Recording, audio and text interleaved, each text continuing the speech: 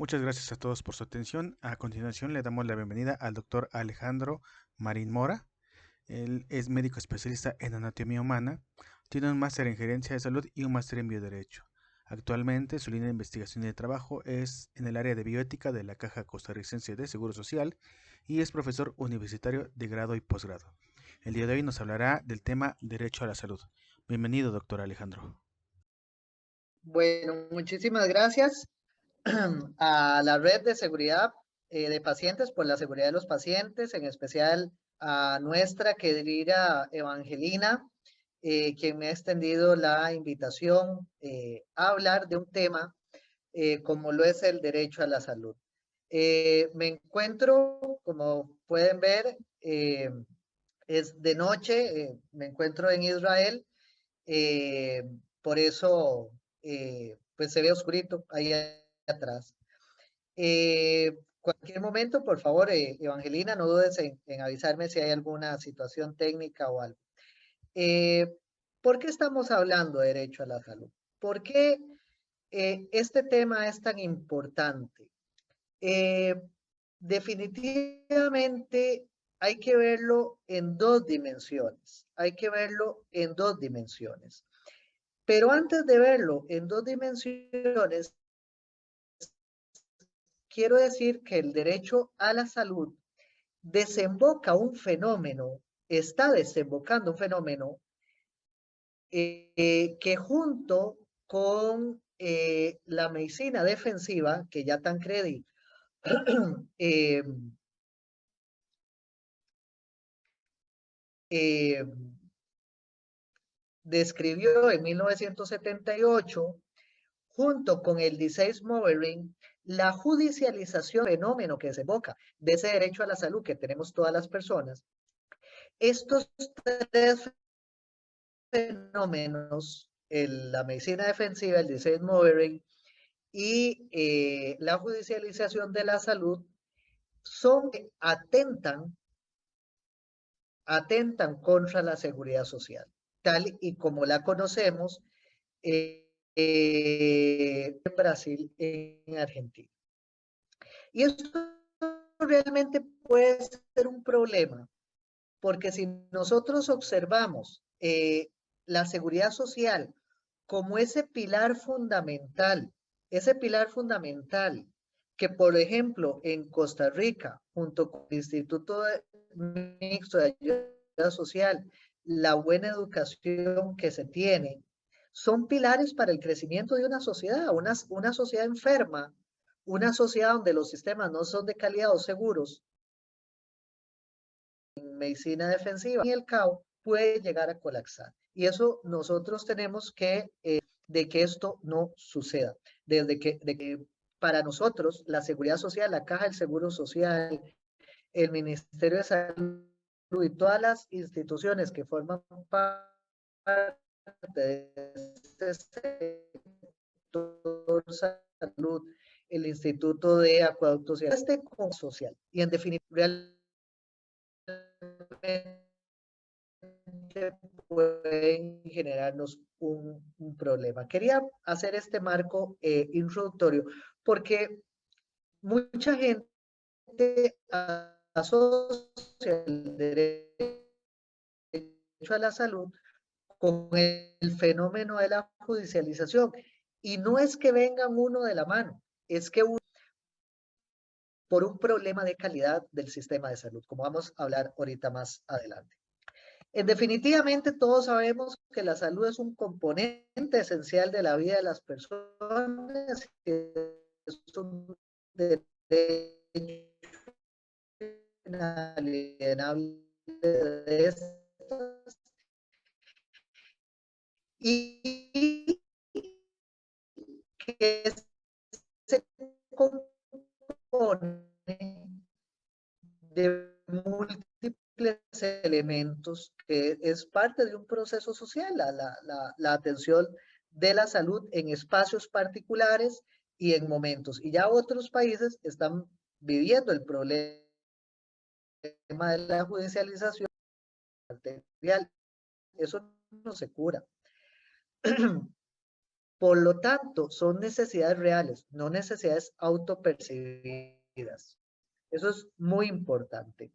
Entonces, sobre todo nosotros, los países latinoamericanos, que basamos nuestros sistemas de salud en el modelo de Bismarck o de Weber, que se construyen sobre el aporte de todos para que los que necesitan y que tienen necesidades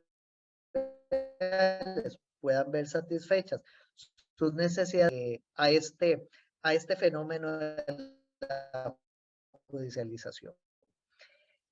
No es mi derecho a que me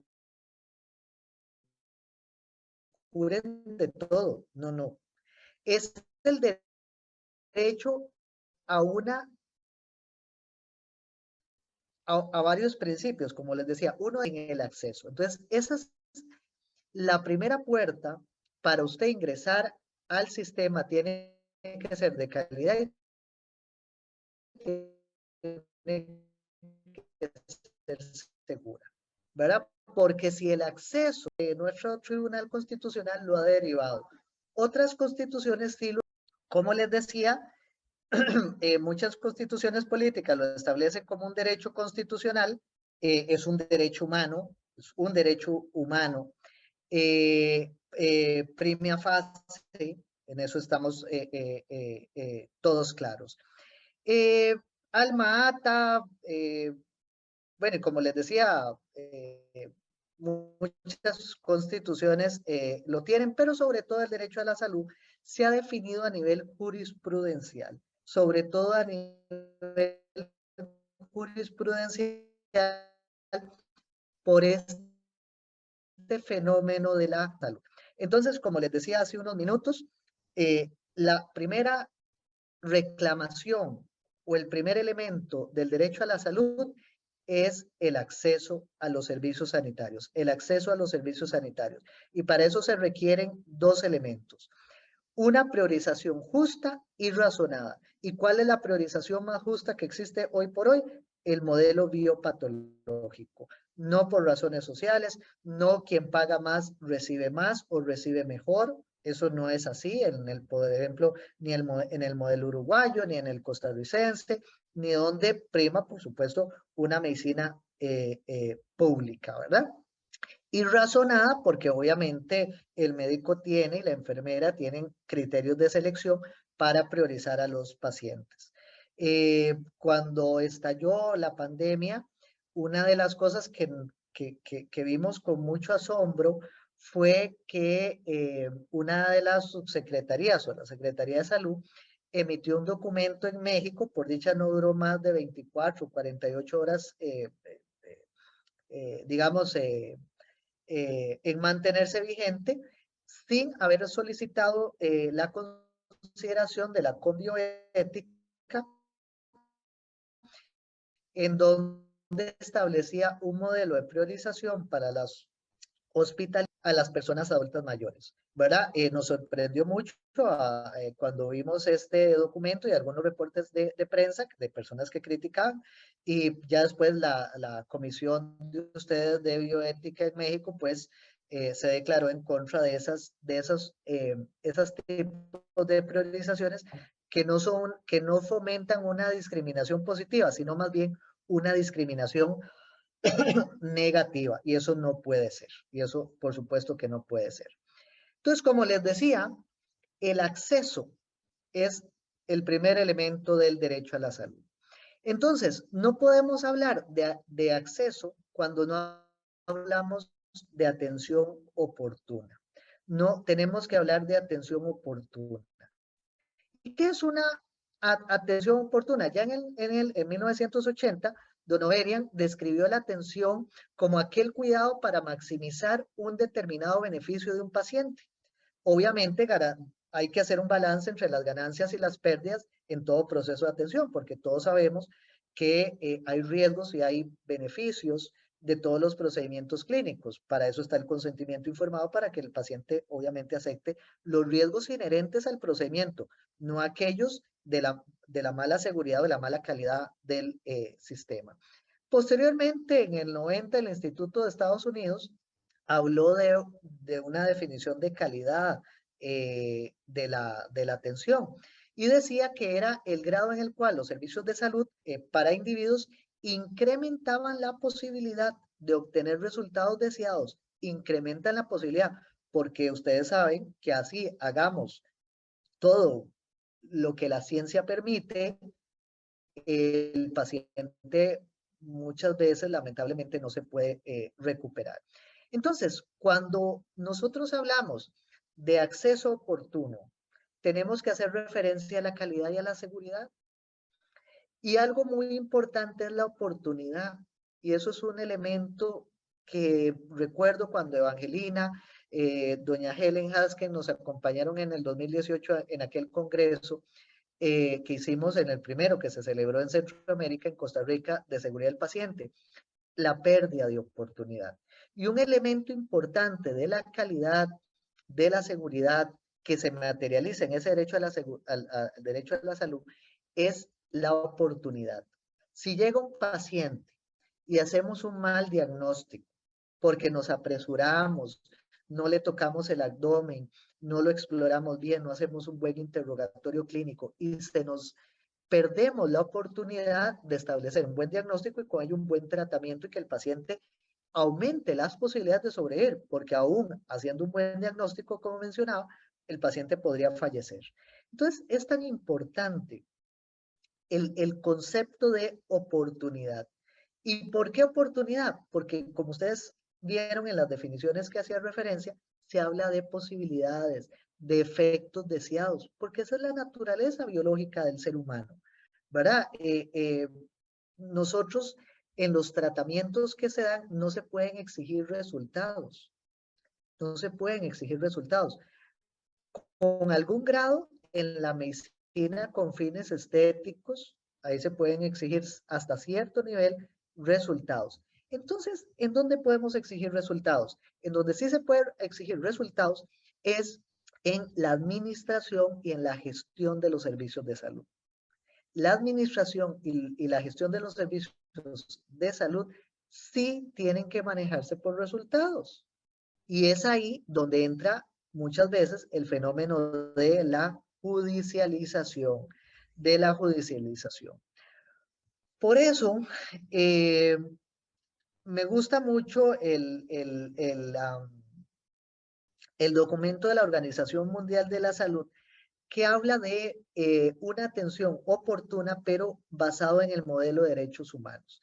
Eso es importantísimo para evitar, como les mencionaba, esas discriminaciones injustas, negativas que se pueden hacer sobre ciertas poblaciones, ¿verdad?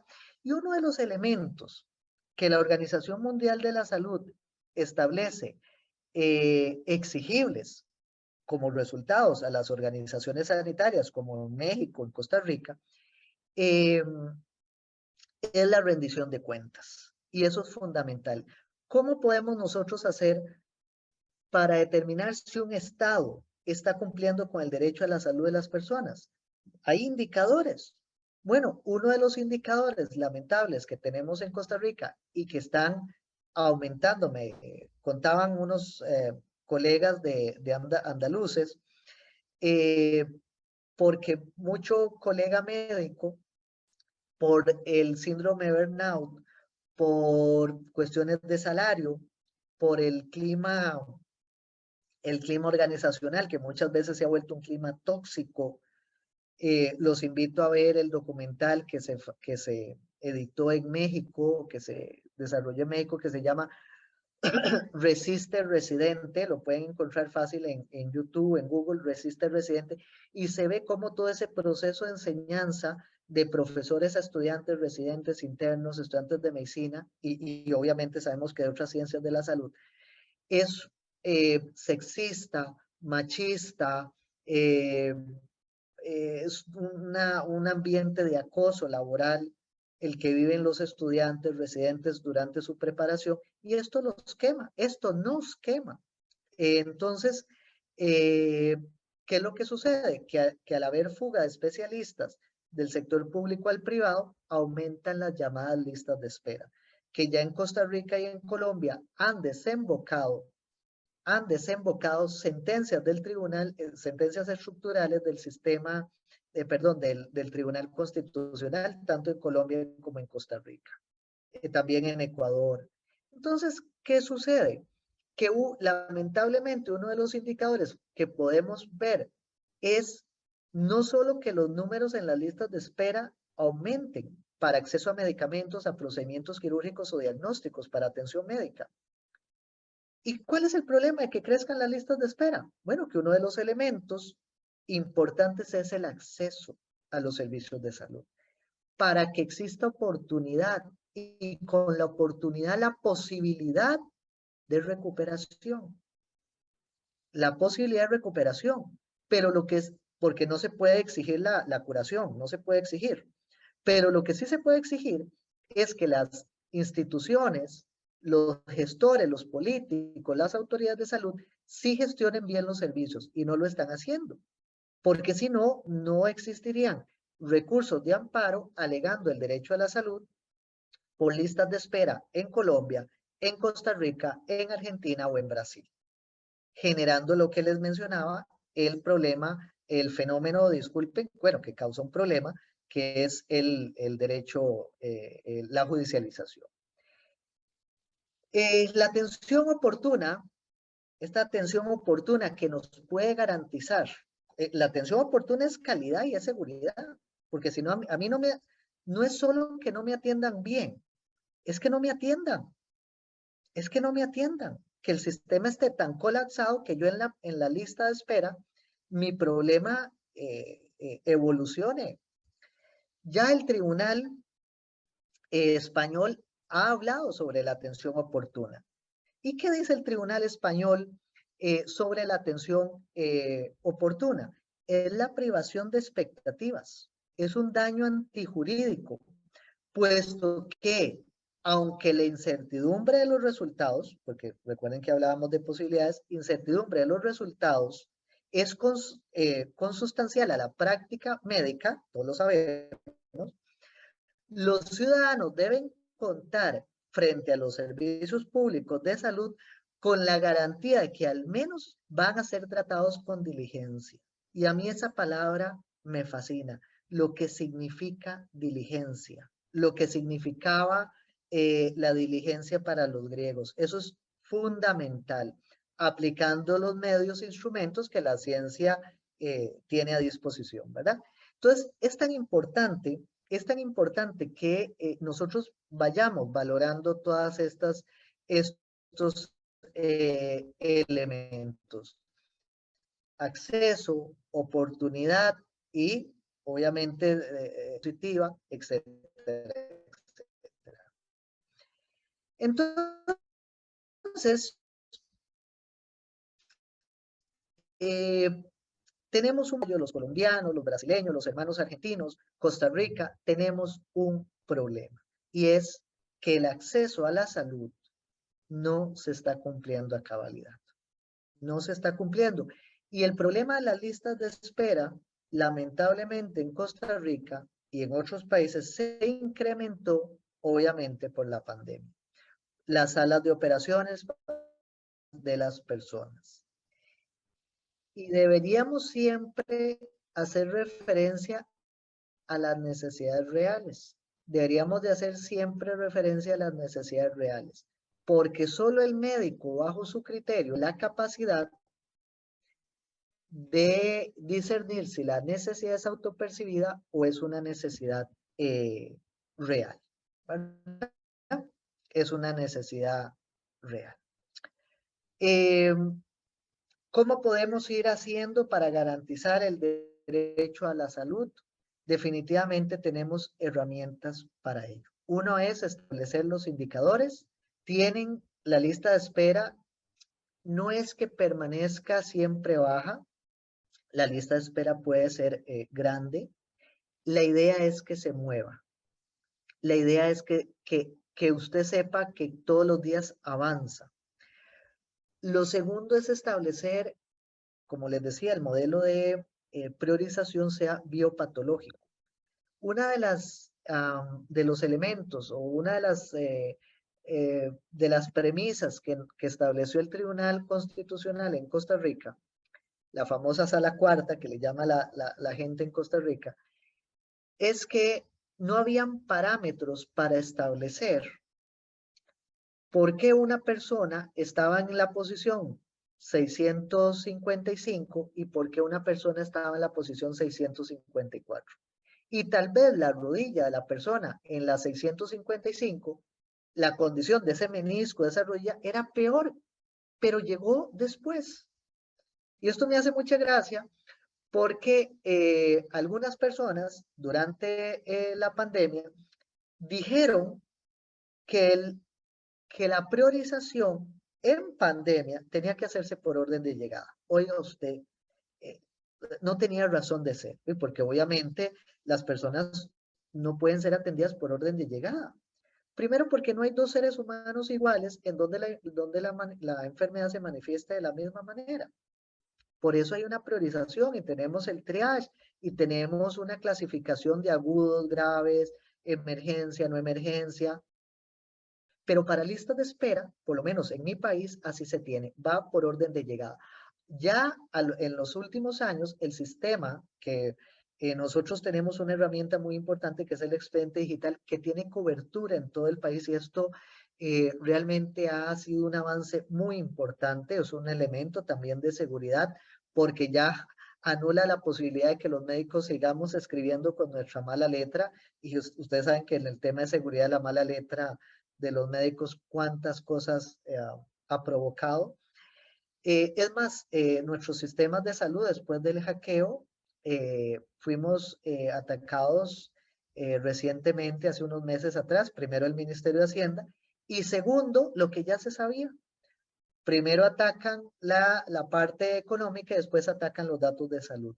Los datos de salud es como ustedes bien saben, es el segundo elemento que los hackers, que estas personas inescrupulosas buscan. Y así sucedió en Costa Rica. En Galicia, creo, me contaban si habían robado, habían logrado hackear más de 10,000 historias clínicas de pacientes y demás. Entonces, tenemos que proteger esos datos. Pero bueno, en definitiva, en definitiva, tenemos que buscar los indicadores y tenemos que buscar, como les mencionaba, herramientas para evitar este proceso de judicialización, que se desarrolla por dos elementos importantes.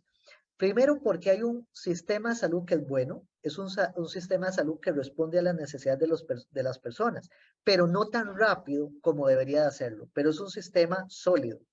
Y también los países que tienen un sistema judicial sólido, se conjugan estas dos y entonces las personas recurren a la judicialización para poner recursos de amparo y que el juez constitucional los adelante en la lista.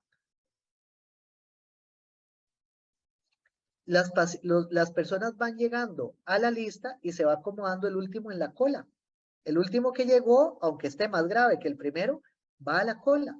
Aunque, como les mencionaba, por lo menos en Costa Rica, ya tenemos elementos en el sistema, en los expedientes, para que los médicos puedan ir clasificando a los pacientes y los acomoden en la lista según su prioridad biopatológica. Pero mucho funciona, el último en llegar es el que va atrás en la línea. Entonces, como el juez constitucional decía, bueno, explíqueme por qué esta persona está en la posición 700 y no 699, y no se le podía responder, opérenlo cuanto antes, opérenlo ya. Entonces, ¿qué desembocó eso? Bueno, que prácticamente los sistemas de salud tengan dos líneas, dos filas, dos listas.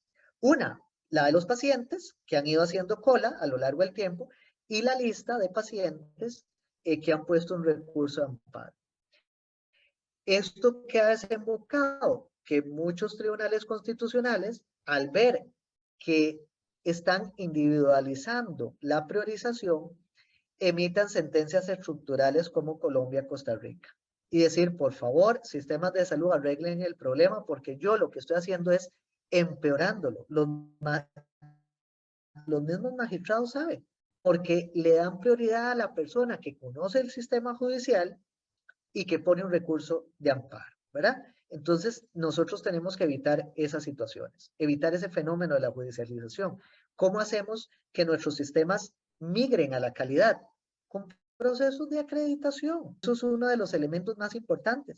Enseñándole a los médicos la medicina defensiva que tienen que y no derivarlos para seguimiento en la atención primaria, ¿verdad? Entonces, porque si mientras no desocupen ese espacio, más personas no van a poder ser vistas por la atención especializada, ¿verdad? Entonces, cuando hablamos de optimización, de rentabilización de los recursos, no se trata de que estemos hablando de economizar más, sino de invertir mejor. Porque en definitiva, y para ir culminando, el proceso de envejecimiento de la población, el manejo de enfermedades crónicas, es inevitable, es inevitable. Somos víctimas de nuestro propio éxito al manejar poblaciones más envejecidas que no están llegando a una adultez mayor de forma activa y el manejo de enfermedades crónicas y de otras que la ciencia ha avanzado con medicamentos biológicos y demás, medicamentos de alto costo, es otro de los problemas que tenemos. ¿Qué vamos a hacer con ese tema? Porque otro de los recursos de amparo, un buen porcentaje, es de personas que les solicitan a los tribunales constitucionales que los sistemas de salud adquieran medicamentos, tenemos que ponernos de acuerdo con la industria farmacéutica para disminuir esos costos, esos altos precios de esos medicamentos, porque alegando el derecho a la salud, se judicializa y entonces un buen porcentaje de los presupuestos se está invirtiendo en medidas con el que también tenemos en el corto plazo que ponerle soluciones, porque si no, vamos a tener problemas. ¿Qué más podría decirles? Bueno, ya todos conocemos el fenómeno de las listas de espera, como les mencionaba. Situaciones también para mejorar el derecho a la salud, la participación ciudadana y la democracia sanitaria también son elementos que nos pueden ayudar a garantizar el derecho a la salud. Mecanismos para participar en la toma de decisiones sobre el manejo de las instituciones. ¿Y por qué es todavía más importante que las instituciones de salud nos consulten a nosotros, nos aumenten esa participación ciudadana, busquen, en Costa Rica tenemos tiene una junta de salud que es la voz de la comunidad. ¿Y por qué esta voz de la comunidad, de la sociedad alrededor del centro de salud es importante? Porque es importante compartir con la gente las políticas de salud, los planes, los programas. Bueno, primero para ver qué necesidades tiene la comunidad, eso es importante, pero sobre todo, como dice una autora, le dan legitimidad, eficacia y eficiencia a las políticas, legitiman las políticas que tomen las instituciones. Si una decisión es consensuada, está legitimada, tiene credibilidad y eso es fundamental. Por lo tanto, yo podría decir que un elemento importante del derecho a la salud es la democracia sanitaria, la participación. Por dos elementos. Uno, que garantiza el principio de transparencia y, como decía la Organización Mundial de la Salud, la rendición de cuentas. Las instituciones de salud tienen que rendirnos cuentas a nosotros de qué están haciendo y en qué se están invirtiendo los recursos. Porque junto con el derecho a los límites, por supuesto, ¿verdad? Pero bueno, ¿qué es el deber de información? Es el deber de información. Las instituciones de salud tienen el deber de informarnos a nosotros qué están haciendo con los recursos, que es que no vienen de ninguna parte, vienen de la contribución solidaria que hacemos todos para alimentar el sistema. Eh, en definitiva, es un tema sumamente importante el que nos reúne el día de hoy. He tratado en la medida de mis posibilidades de hacer pues un esquema general. En resumen, el derecho a la salud ha tenido sobre todo un desarrollo jurisprudencial, eh, instituciones de salud sólidas, como nosotros tenemos la dicha en Costa Rica con la Caja Costarricense del Seguro Social, con el Ministerio de Salud, un buen sistema de salud, pero que desgraciadamente por problemas de administración, y no solo problemas de administración, como mencionaba, el manejo de enfermedades, la escasez de recursos, somos un país endeudado, como la mayoría de países en Latinoamérica, hacen que no se puedan invertir más recursos en mejorar, en disminuir esas listas de espera, ¿verdad? Entonces, la gente ha recurrido al fenómeno de la judicialización porque es un derecho constitucional. Y entonces se han generado un problema al que tenemos que hacer frente, como ha ordenado el Tribunal Constitucional en Colombia y en Costa Rica.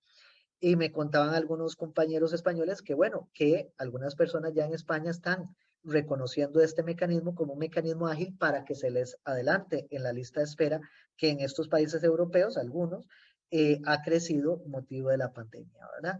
Eh, es un fenómeno al que le tenemos que poner cuidado porque junto con la medicina defensiva y el disease modeling realmente puede generarnos muchísimos problemas. Quedo abierto hacia las compañeras profesoras, tienen algún comentario, alguna pregunta.